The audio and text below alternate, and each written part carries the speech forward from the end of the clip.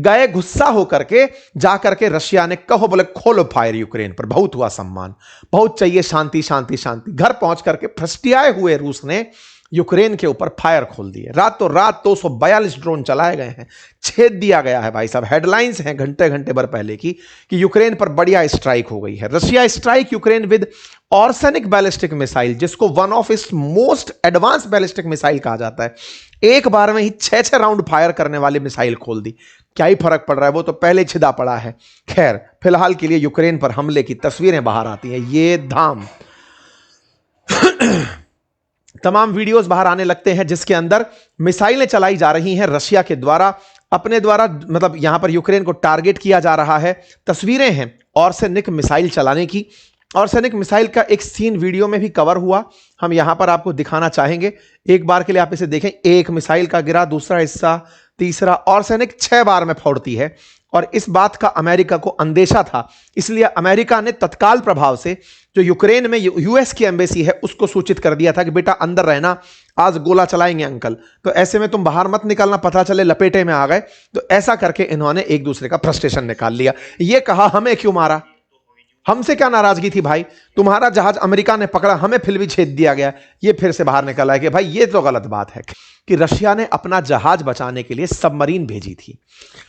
Submarine, रूसी submarine nuclear capable submarines हैं, nuclear कैपेबल्स हैं, न्यूक्लियर वेपन चलाने में सक्षम है, टॉर्पिडो युक्त हैं, जब चाहे दुश्मन को ठिकाने लगा सकती हैं। ऑलरेडी रशियन सबमरीन्स अमेरिका को चारों तरफ से घेर कर तैरती रहती हैं। अमेरिकियों को यह पता है, लेकिन एग्जैक्ट लोकेशन कभी सबमरीन की नहीं पता चलती है। सबको गुप्त सूचनाएं रहती है कि फलानी जगह सबमरीन है। अखबार में छपता है कि अमेरिका से लड़ने के लिए इन्होंने सबमरीन भेजी थी। इस बात की पुष्टि खुद ट्रंप अपने इंटरव्यू में कर देते हैं। फॉक्स न्यूज को इन्होंने आज के दिन एक इंटरव्यू दिया और उसमें कहा कि there was a submarine and destroyer, लेकिन जैसे ही हमने उस जहाज को पकड़ा वो तुरंत वहां से निकल लिए।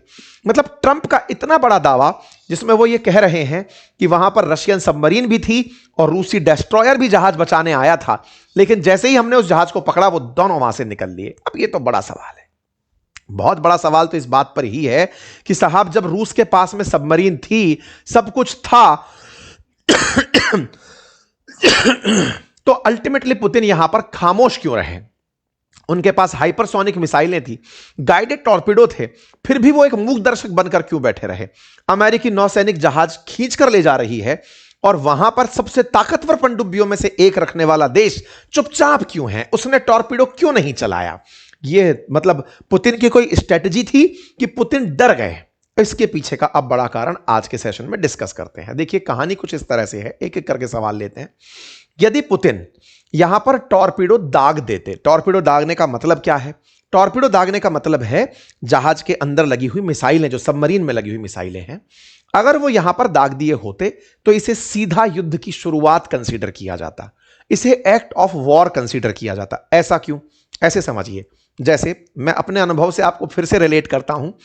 कई बार हम तस्करी वाले ट्रकों को रोकते थे, ट्रक को रुकना है, टैक्स इवेजन किया है, ट्रक बंद हो जाएगा, तेज उसमें सामान रखा है वो निकाल लिया जाएगा।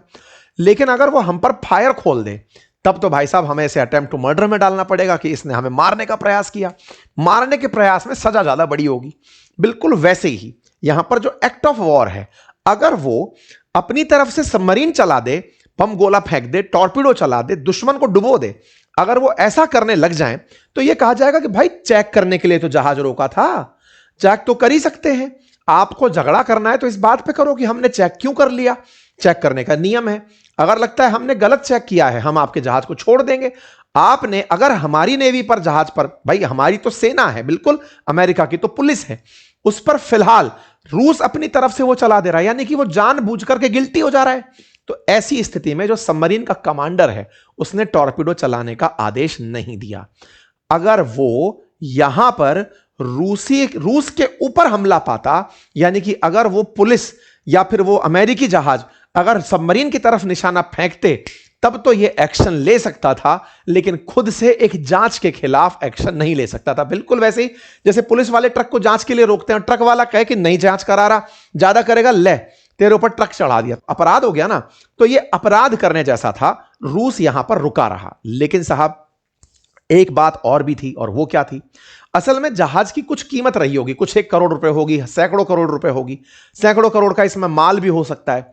लेकिन सबमरीन बहुत महंगी बनती है, बिलियंस ऑफ डॉलर्स में बनकर आती हैं।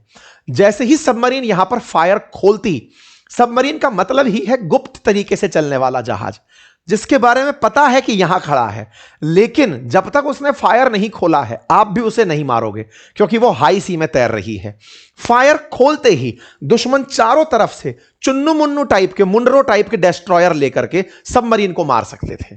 उससे बिलियंस ऑफ डॉलर का रूस का नुकसान हो जाता। वो एक छोटा सा टारपीडो चलाती, उधर से अपने ऊपर हुए फायर के चलते बिल्कुल वैसे ही है। अगर अपराधी ने हम पर गोली चलाई, हम पर लगे ना लगे, लेकिन हम पर चल गई तो चलो खोल दो फायर। तो वो वाली जो स्थिति है वो इनके साथ भी हो सकती थी। बिलियंस ऑफ डॉलर का सबमरीन खुल जाता और वो फट जाता। तीसरी इंपॉर्टेंट बात, अगर ये होता तो भाई साहब दुनिया का ध्यान सब तरफ से हट ही जाता, रूस और अमेरिका आमने सामने हो जाते।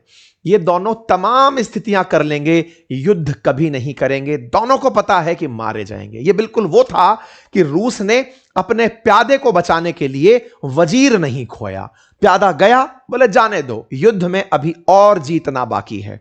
इस बात के लिए वो रूस अमेरिका को कहीं और लपेट लेगा, वो ये मानेगा कि यह हमला नहीं है, कब्जा है, देख लिया जाएगा। अर्थात पुतिन ने यहां पर फिर एक बहुत बड़े संयम का और रणनीतिक सूझबूझ का परिचय देते हुए अमेरिका को जो वो कर रहा है करने दिया, लेकिन यह भी बता दिया कि आप जो कर रहे हो यह हमें पता है, और अगर आप ये करते रहे तो हम टिट फॉर टैट जब करेंगे तो आप हमें रोक नहीं पाएंगे। यह बात रूस ने इन्हें संदेश में भिजवा दी।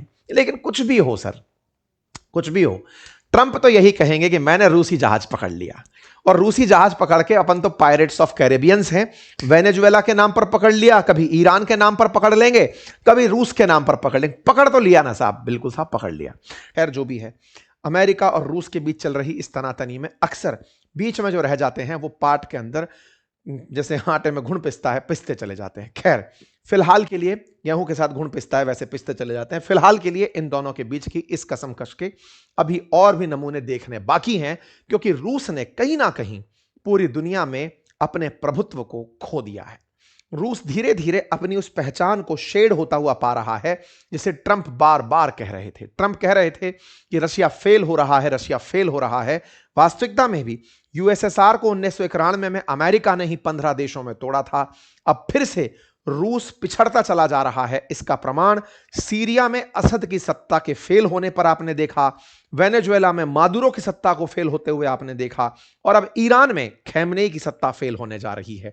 उसका एक डिटेल सेशन मैं लेकर आ रहा हूं थोड़ी ही देर में अपनी पाठशाला पर, उसे देखिएगा जरूर। लेकिन अमेरिकी वर्चस्व चल रहा है, पैसे वालों की सत्ता चल रही है। रूस कहीं ना कहीं कॉम्प्रोमाइज कर रहा है। अगर रूस अभी भी संघर्ष नहीं किया, सजे हुए न्यूक्लियर वेपन्स को सजा के रखता रहा, तो इस दुनिया में रूस का प्रभुत्व हमेशा के लिए खत्म हो जाएगा। संभव है कि रूस कुछ ही क्षेत्रों तक सीमित रह जाए, उसकी गणना कभी पावरफुल देशों में ना हो। यह सूचना मैं इसलिए दे रहा हूं क्योंकि अभी एक ही नहीं, कुछ और भी लगभग 4 ऐसे वेसल्स ऑलरेडी चल रहे हैं अमेरिका की नजर में, जो नाम बदल चुके हैं, अमेरिका जिन्हें पकड़ने जा रहा है।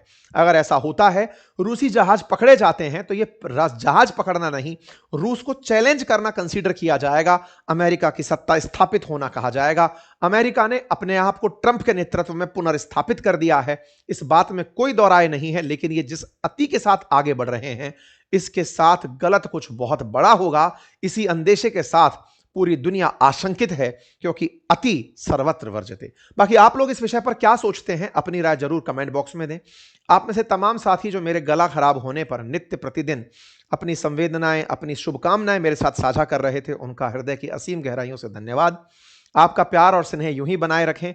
इस बीच में एक बार मैंने अपील की कि आप सभी अपना प्यार मुझे अगर चैनल सब्सक्राइब करके दिखाते हैं तो मुझे अच्छा लगेगा। आप में से बहुत से साथियों ने चैनल को सब्सक्राइब किया, मुझे बहुत ही अच्छा लगा। आप यूं ही हमें मजबूती दें, और जो नए साथी हैं वो भी चैनल सब्सक्राइब करें, और हमारे इस मिशन को जिसमें अंकित इंस्पायर इंडिया हो रहा है, इसको और ऊंचाइयां दें। फिलहाल के लिए इतना ही, अपना ख्याल रखें चैनल। लेकिन ये स्टैटिक्स फिर से आपको याद दिलाने का है कि मेरे प्यारे साथियों, मेरे इस YouTube चैनल पर 44% लिसनर्स ने सब्सक्राइब नहीं किया हुआ है, जो कि फ्रैक्शन ऑफ सेकंड का कार्य है। सब्सक्राइब का ऑप्शन है, उसे क्लिक कर दीजिए, चैनल को सब्सक्राइब कर लीजिए, सो दैट हमें आपकी वजह से आपका समर्थन मिले। इसका कोई चार्ज नहीं लगता है। संभवतः आप इस काम को करके इस सेशन को भी अपनी तरफ से इज्जत बख्शेंगे। बाकी जिन्होंने सब्सक्राइब किया हुआ है वो वीडियो को लाइक तो कर ही दीजिए। इतने सारे लोग इस समय तत्कालीन रूप से लाइव हैं।